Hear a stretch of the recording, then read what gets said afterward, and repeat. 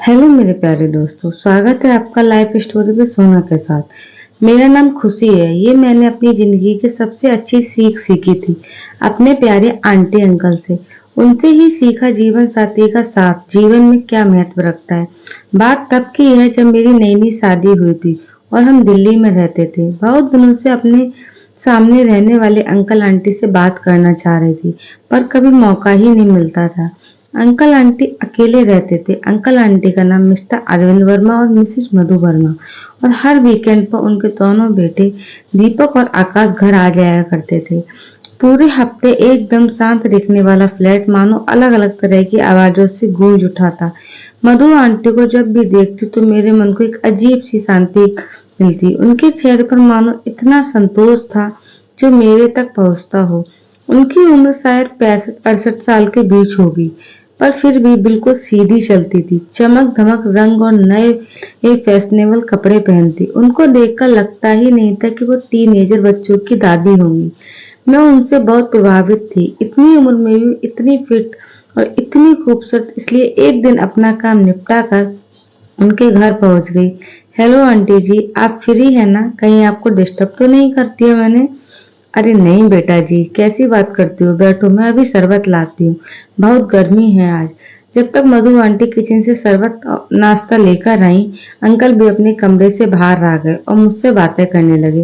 Uncle, आपको कितने साल हो गए रिटायर हुए? मुझे बेटा जी 15 साल हो गए हैं, पर मैं खाली नहीं बैठता हूँ, तुम्हारी आंटी का हाथ बटाता हूँ। देखो, इन्हें है ना खूबसूरत, और अभी तक कोई कहेगा 70 की होने वाली है। जी अंकल, आंटी सच में बहुत सुंदर है और दिल से भी बहुत अच्छी है। अब शुरू मत हो जाओ अरविंद जी। लो बेटा जी, ये शरबत पीकर देखो कैसा है, मैंने बनाया है। आंटी जी बहुत बढ़िया है, लगता है अब बार बार आना पड़ेगा इसके लिए तो, मैंने हंसते हुए कहा। इतने में अंकल का फोन आया और वो कमरे में चले गए। आंटी जी ने भी मुझसे मेरे परिवार और पति के बारे में बातें की और अपने बेटे और बहुओं के बारे में भी बताया। उनके दोनों बेटे दीपक और आकाश और दोनों बहुएं रूपाली और किरण बाहर जॉब करते थे। एक गुरुग्राम में और दूसरा फरीदाबाद में रहते थे। दिल्ली दोनों के लिए करीब था, इसलिए अंकल आंटी को वहीं शिफ्ट करा दिया था। आंटी जी ने बताया उनके बेटे और बहुत बहुत अच्छे हैं, हमें किसी बात की कोई कमी नहीं होने देते। मैं तो बड़े बेटे दीपक के पास ही रहना चाहती थी, पर अंकल का मन नहीं किया। बोले बच्चे नौकरी करेंगे, हमारी तुम्हारी देखभाल, वहां भी तो अकेले ही रहेंगे, इससे अच्छा है अपने हिसाब से रहते हैं। कोई परेशानी होगी तो बच्चे आ ही जाएंगे हमारे पास। बातों बातों में पता ही नहीं चला दोपहर को हो गई। मेरे पति निखिल का कॉल आया पूछने के लिए कि कहाँ हूँ। तब ध्यान आया कि उन्हें खाना देना है। तब निखिल जी दोपहर को खाना खाने घर आया करते थे। मुझे नए दोस्त बनाने के लिए छेड़ने लगे तो मैंने उन्हें अंकल आंटी के बारे में बताया। हंस कर बोले, अरे अपनी उम्र की दोस्त बनाओ, वो आंटी तो बहुत बड़ी है तुमसे। मैंने रोटी सेकते हुए कहा, मेरी उम्र की औरतों को अपने ससुराल वालों की बुराई करने में ज्यादा रुचि है, पर मुझे उनकी संगत पसंद नहीं। आंटी से एक अजीब सी बॉन्डिंग महसूस की है। कितनी अच्छी बातें सीखने को मिलेंगी उनसे। देखते ही देखते कई महीने बीत गए और करवा चौथ भी आ गई। मेरी पहली करवा चौथ थी। बहुत खुश थी मैं और घबराहट भी हो रही थी कि कहीं गलती से पानी न पी लूं। सुबह नहाकर मैं आंटी और अंकल से आशीर्वाद लेने पहुंच गई। मधु आंटी अंकल जी के लिए हलवा बना रही थी। मैंने दोनों के पैर छूकर आशीर्वाद लिया और करवा चौथ की बधाई भी दी। मधु आंटी ने शाम को साथ में पूजा करने को कहा तो मैं अभी तैयार हो गई।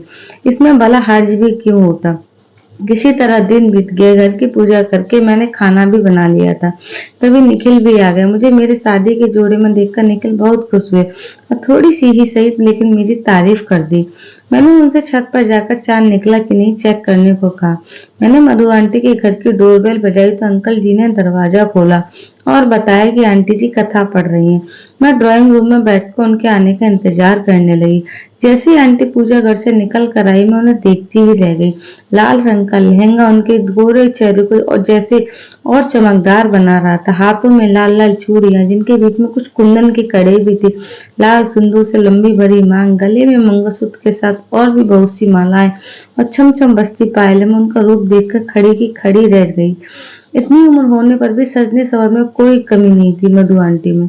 जहाँ दूसरी ओर सुहागनों को मैंने ये कहते सुना कि अरे अब ये सजना सवरना हमने बहुत कर लिया, अब इस उम्र में क्या ये सब अच्छा लगता है? वही आंटी इन सब बातों को गलत साबित कर दिया था। मैंने मधु आंटी से कहा, आंटी जी आप बहुत सुंदर लग रही हो, मैं तो हैरान रह गई आपको देखकर। क्या ये आपका शादी का जोड़ा है? नहीं खुशी बेटा, ये मेरी शादी का जोड़ा नहीं है। मेरी शादी का जोड़ा क्या अब तक बचेगा? वो कब का खराब हो गया। ये लहंगा मेरी बड़ी बहू रूपाली लाई थी। अरविंद जी ने साफ कह दिया था रंग लाल ही होना चाहिए। वो बेचारी दुकान से वीडियो कॉलिंग पर इतने सारे लहंगे दिखा रही थी। करीब 15 लहंगों के बाद इन्हें पसंद आया। दुकानदार भी हंस रहा था इनकी इस बात पर। ओहो, तो ये अंकल की पसंद है। क्या बात है अंकल जी, आपने तो आंटी के रूप में 4 चांद लगा दिए। इतने में मेरे पति निखिल भी नीचे आ गए। अभी चांद निकला नहीं था। मेरे सब्र की न जाने कितनी परीक्षा बाकी थी, तो जो चांद आने में इतनी देर कर रहा था। मेरे सोच के घोड़े तब रुके जब मैंने निखिल को कहते सुना, aunty ji you are looking so wonderful, uncle is really very lucky. पता है ये लहंगा अंकल ने ही पसंद किया है आंटी जी के लिए। आपसे तो एक दुपट्टा भी नहीं पसंद किया जाता मेरे लिए। मैंने आंखें तिरछी कर अपने पति निखिल से कहा, थैंक यू बेटा जी, पर ये सब सजना सवरना इन्हीं की वजह से है, और इन्हीं के लिए भी। तुम दोनों को एक सीक्रेट बताती हूँ, आंटी ने मुझे और मेरे पति निखिल से कहा। हम भी अपनी जगह पर बैठकर उनका वो सीक्रेट सुनने को बेताब से हो रहे थे, जिसकी वजह से दोनों अभी तक इतनी खुशी खुशी साथ हैं। फिर मधु आंटी जी बोली, हमारी शादी बहुत छोटी उम्र में हो गई थी। मैं 16 साल की थी और ये 19 साल के थे। पहले तो हम हर छोटी बात पर लड़ा करते थे, लेकिन जैसे जैसे हफ्ते बचपने से निकलने लगे हमारी लड़ाइयाँ प्यार में बदल गई। हम खूब घूमा करते थे। मुझे सजने का बहुत शौक था, इसलिए मेरी सास से छुपकर मेरे लिए पाउडर, लिपस्टिक और मीना कुमारी जैसे बूंदे लाया करते थे। एक दिन इन्होंने मेरा हाथ थाम के मुझे कहा कि मैं तुमसे हमारी शादी का 8वां वचन चाहता हूँ। मैंने कहा, क्या वो 7 वचन काफी नहीं थे जो आप एक और मांग रहे हो? तब ये बोले, मुझे तुमसे बस एक वचन चाहिए कि तुम सदा यूं ही सज धज कर रहोगी, यूं ही हाथों में चूड़ियां, पैरों में पायल और चटक कपड़ों में। मेरे दिल को तुम्हें ऐसे देखकर बहुत खुशी मिलती है। वादा करो कि तुम उम्र बढ़ने की वजह से ना होकर हमेशा ऐसे ही सजोगे। और बच्चों, मैंने इन्हें वो आत्मा वचन दे दिया। तभी से मेरा नया नाम रखा गया, चौदहवीं का चांद। जो ये मुझे अकेले में बोलते हैं। अब बहुएं भी इन्हीं का साथ देती है, मेरे लिए लेटेस्ट फैशन के कपड़े लाती हैं। पर सच कहूँ तो मुझे भी अब ये सब अच्छा लगता है। फिलहाल मैं उन बुजुर्ग औरतों में से नहीं हूँ जो खुद को उम्र से पहले ही बूढ़ा बना लेती हैं, खुद का ध्यान नहीं रखती और उम्र को दोष देकर अपनी इच्छाओं को यह सोचकर मार देती है कि दूसरे क्या कहेंगे। हम दोनों भले ही उम्र के आखिरी पड़ाव पर है, क्यों ना हो, पर दिल जवा है और उसमें बसा प्यार अभी भी जवा ताजा है। वाह आंटी, आपकी और अंकल की लव स्टोरी तो मस्त है। काश हम भी बूढ़े होकर दिलों से जवा रहे। मैंने अपने पति निखिल की तरफ देखते हुए कहा। तभी पटाखे बजने लगे और लोग चांद निकल आए की आवाज लगाने लगे। हमने भी पूजा कर अपने पतियों की लंबी उम्र की प्रार्थना की। खाना खाते खाते मैं और निखिल मधु आंटी की ही बातें कर रहे थे कि काश सब में ऐसा ही प्यार और आपसी समझ हो तो कोई रिश्ता न टूटे। कई और महीने बीत गए और एक दिन पता चला कि निखिल का ट्रांसफर चंडीगढ़ हो गया है। उन्हें तुरंत ज्वाइन करना था, इसलिए निखिल अगले हफ्ते चले गए। मैं इंतजाम करके मुझे बुलाने का प्लान बना लिया। भारी मन से मैंने उन्हें विदा किया। अब अकेले घर में मन नहीं लगता तो ज्यादातर मधु आंटी के यहाँ रहती। एक दिन आंटी जी ने बताया कि अंकल को कुछ दिनों से ठीक से नींद नहीं आ पा रही है। मैंने उनसे डॉक्टर के पास चलने को कहा तो अंकल ने ये कहते टाल दिया कि इस उम्र में नींद कम ही आती है, पर उनकी हालत कुछ ठीक नहीं लग रही थी। अगले दिन शनिवार था तो सोचा उनके बच्चे आ जाएंगे तो खुद ही जिद करके डॉक्टर के पास ले जाएंगे। निखिल के ट्रांसफर के बाद से मैं देर से ही सोकर उठती थी। जल्दी उठने का कारण तो चंडीगढ़ में था। उस दिन भी मैं 9 बजे उठी, नहाने के बाद नाश्ता बनाया और जब खाने बैठी तो एकदम ख्याल आया कि आज आंटी जी के घर में इतनी शांति क्यों है। आज तो उनके बच्चों के आने का दिन है और फिर इतनी खामोशी क्यों है। फिलहाल मैंने अपना नाश्ता खत्म किया और आंटी से मिलने के लिए चल दी। आंटी के घर ताला देखकर मैं हैरान रह गई। फिर सोचा हो सकता है दोनों मंदिर गए हों। मैं घर पर आकर टीवी देखने लगी। करीब 2 बजे के बाद कुछ हलचल महसूस हुई तो मैं जल्दी से बाहर आई तो देखा मधु आंटी की छोटी बहू किरण घर का ताला खोल रही थी। तो वो थोड़ी घबराई हुई थी। मैंने उससे पूछा तो आंखों के आंसू पोंछते हुए बोली, भाभी पापा जी को साइलेंट हार्ट अटैक आया था। कल रात को मम्मी को पता भी नहीं चला। आज सुबह जब पापा जी देर तक सोते रहे तो वो समझी कि कई दिनों की नींद निकाल रहे हैं, इसलिए उन्हें हिलाया डुलाया भी नहीं। पर जब हम सब आए तो मम्मी को बड़ी हैरानी हुई कि पापा जी अभी तक उठे ही क्यों नहीं। बड़े भैया ने जब उन्हें हिलाकर उठाने का प्रयास किया तो उनके शरीर में कोई हलचल नहीं हुई। तभी फौरन हॉस्पिटल लेकर गए तो डॉक्टर ने उन्हें मृत घोषित कर दिया और बताया कि इन्हें गुजरे हुए 6 से 8 घंटे बीत चुके हैं। मैं बस कुछ सामान लेने आई थी और घर पर पापा जी के पार्थिव शरीर को रखने का इंतजाम भी करना है, कहकर वो मुझसे लिपटकर रोने लगी। मैं भी खुद को रोक नहीं पाई और अंकल के साथ बिताए सारे लम्हे एकदम जैसे मेरी आंखों के सामने आ गए, जिन्हें याद करके आंखें सैलाब बनी जा रही थी। मन सोच रहा था कि ना जाने आंटी जी का क्या हाल होगा। वो तो बिल्कुल टूट गई होंगी। मैंने आंटी की छोटी बहू किरण के साथ घर का काम कराया और हम दोनों सबके आने का इंतजार करने लगे। वह क्षण ऐसे थे मानो बोलने के लिए कुछ बचा ही नहीं था और हाथ पैर जैसे छूटे जा रहे थे। ईश्वर ऐसा इंतजार किसी के नसीब में ना लिखे। जब अंकल की बॉडी को घर लाया गया तब सोसाइटी के दूसरे लोग भी उनके घर पहुंच गए थे। इतनी भीड़ में मैंने बड़ी मुश्किल से आंटी को देखा जो अंकल का हाथ थामे हुई थी। दूसरी बुजुर्ग आंटियों ने मुझे पीछे हटाते हुए आंटी को बोला, अंकल का हाथ छोड़ने को कहा। इस पर आंटी बोली, मैंने कहा इनका हाथ पकड़ा, देखो तो यही हाथ नहीं छोड़ रहे हैं। बड़ी कठिनाई से उन्हें दूसरे कमरे में लाया गया तो मैं भी वहां पहुंच गई। इतनी खुशनुमा और जिंदगी को गले लगाकर रखने वाली मेरी आंटी जी को आज ऐसी हालत में मैं देख नहीं पा रही थी, इसलिए उनकी बहू से कहकर अपने घर लौट आई और मन हल्का करने के लिए निखिल को कॉल करके सब कुछ बता दिया। मुझे अकेली जानकर उन्होंने मुझे हिम्मत दिलाई और अगले हफ्ते साथ ले जाने को कहा। मैं बालकनी में खड़ी दूर न जाने क्या देख रही थी और सोच रही थी कि इंसान कितना बेबस होता है। क्या बीती होगी आंटी पर जब उन्हें पता चला होगा कि अंकल रात को सोते ही सोते गुजर गए। क्या पता उन्होंने आंटी को आवाज लगाई भी हो या पर वो सुन ही ना पाई हूँ। नींद में रात को यही सोचकर सोई होंगी कि कल भी एक नया दिन आएगा, लेकिन क्या पता था उन्हें कि ऐसा पहाड़ टूट पड़ेगा। मैं यही सब सोच सोचकर पागल हुई जा रही थी कि बाहर से चीखने की ऐसी आवाजें आई कि दिल दहल गया। दरवाजा खुला तो आंटी को सब संभाले हुए थे। वो अंकल को जाने से नहीं देना चाहती थी क्योंकि आंटी अंकल ऐसे साथ रहते थे जैसे वो जन्मों जन्मों से साथ हो।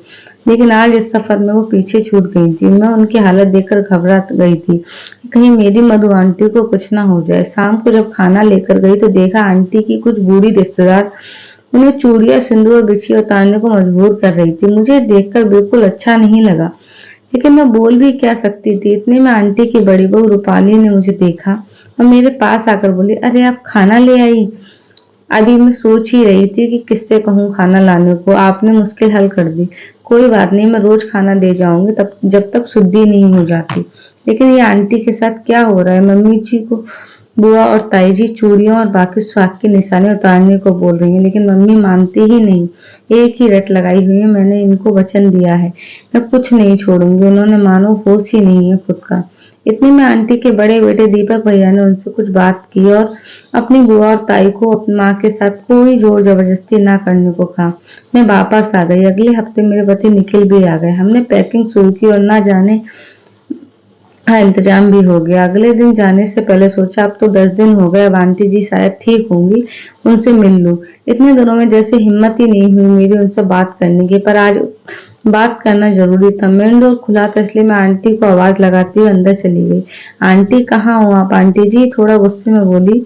अब आइए तू देख, तेरे अंकल मुझे अकेला छोड़ गए। आंटी जी चिंता मत करिए, सब ठीक हो जाएगा। अंकल जी आप आज भी आपके साथ है। आप परेशान होंगे तो उन्हें दुख होगा, वैसे ही रहिए जैसा वो चाहते थे आपको। अरे मैं जानती हूँ मेरे बिना उनका मन कहाँ लगेगा, वो मेरे ही साथ रहेंगे। तभी तो मैंने किसी की बात नहीं सुनी और ये सारे कपड़े फेंक दिए। अपनी चूड़ियां पायलें बिछिया बिंदी नहीं उतारी, उन्हें नहीं दिया वचन। मुझे याद है बेटा, आखिर मैं उनका चौदहवीं का चांद जो हूँ, है ना? जी आंटी बिल्कुल ठीक किया आपने, जो आपको अच्छा लगे वही करिए। मैंने आपको बताया था ना कि मुझे जाना होगा, इनका ट्रांसफर हो गया तो आज मैं जा रही हूँ। आंटी आपकी बहुत याद आएगी, आपसे मैंने बहुत कुछ सीखा है। मैं आपको हमेशा बहुत याद करूंगी। मैं भी अब गुरुग्राम जा रही हूँ बेटा, यहाँ जी नहीं लगेगा। खूब खुश रहो। मैं चली आई, पर मेरे साथ था प्यार करने और उसे निभाने का एक नया सलीका। प्यार है बोलने से कुछ नहीं होता, उसे निभाना आना चाहिए।